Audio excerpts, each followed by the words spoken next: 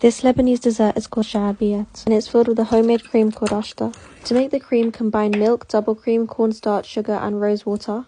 Boil everything in a pan and keep whisking until thick. Then remove from heat, cover with cling film and leave to cool. I made double the amount of cream required. When you see my recipe, just half everything. I used all the excess to make a cake. For the sugar syrup, boil sugar and water until the sugar dissolves. Add lemon juice, rose water, and then leave on low heat for a bit to simmer. To spread onto the phyllo sheets, you're going to need a butter mixture of butter and vegetable fat melted. Grab one phyllo sheet, brush the mixture on, and then keep repeating this. So phyllo sheet, butter mixture, and keep going until you get about 15 sheets. Cut into around 16 squares. If you want bigger ones, maybe 8. Fill each one with a cream filling and then fold in half so it makes a triangle shape. Brush again with the butter mixture, and then bake in the oven on a baking tray at 190 degrees for around 25 minutes. They should come out delicious and golden brown. Place all of them in a bowl and pour the sugar syrup on top. These desserts are actually perfect to have at iftar. They're not too sweet and that rose flavour comes out beautifully. You'll definitely enjoy this one.